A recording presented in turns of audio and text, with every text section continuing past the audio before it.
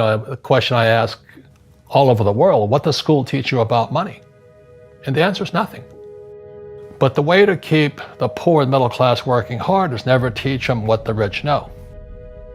It's what the rich teach their kids about money, the poor and middle class do not. And today in the world, America especially, is this gap between the rich and everybody else. And I know the game of the rich. My rich dad taught me, you know it because you're the banker. The banker friends, they're not working for money.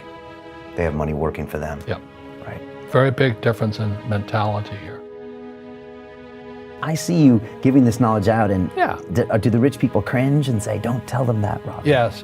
Don't tell people what you know. Right. Keep them poor. Well, I wasn't poor by most people's standards, but I came from a family with a poor attitude, if you know what I mean. Because rich, poor, middle class, poverty starts with a fundamental attitude. Poverty is passed on. It's taught in your families.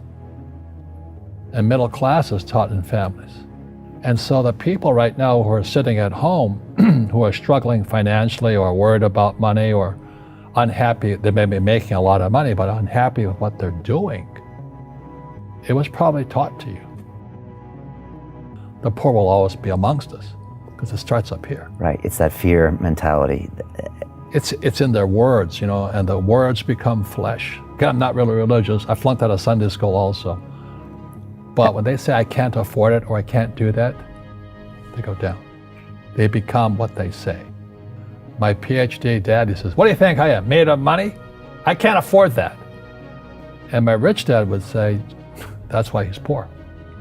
Poor people say, I can't afford it, I can't do that, I don't have time. Because it's an escape. It's an escape, you know what I mean? It's easy to say, I can't afford it. And your rich dad used to say what instead of, I can't afford it? How can I afford it? How can I do that? What would it take? Or why should I do that?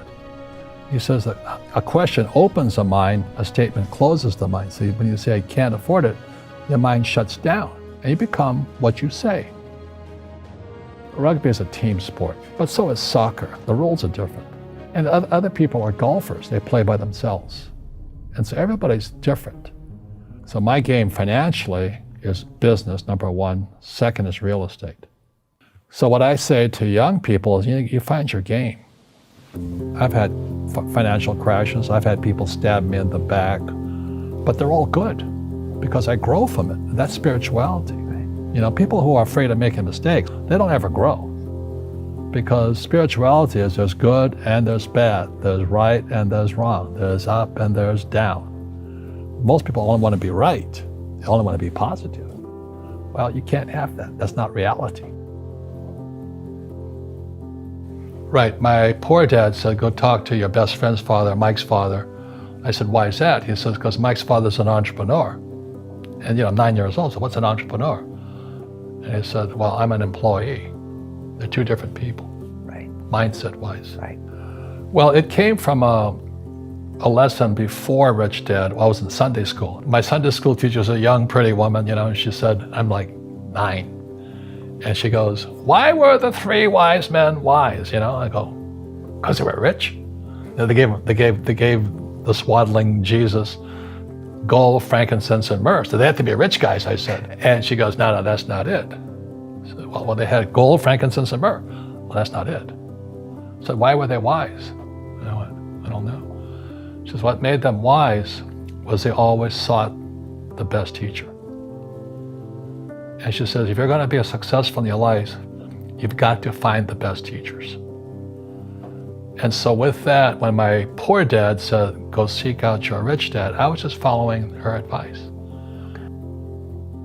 So I've had a habit ever since then, or a policy, if I find out there's a great teacher, and a great teacher is somebody who comes from the inside, not the outside. When I was in flight school, I swear to God, my instructors could fly because I flew with them. But in school, you don't know if your instructor is for real or not. I said, I want you to teach me about money. So why should I teach you? You go to school, my poor dad's not going to teach you. He says, I said, oh, finally he acquiesced. He said, okay. He says, but if I teach you, you work for me for free. So how do I learn about money? So he would just break out a Monopoly game board. So I would work for free. I'd pick up cigarette butts, and he had hotels and restaurants, and I would clean and do menial tasks. And as I got older, I started getting into office work and marketing and accounting, and I was an apprentice basically, but I always worked for free. And he would teach me about money, but the way he taught me about money was playing Monopoly. And finally one day I got upset. I said, well, when are you going to teach me about money? He says, what do you think we're doing? We're playing Monopoly. He goes, no. What do you think we're doing? We're playing Monopoly. He says, what do you think we're doing? So I don't know. I'm teaching you about money.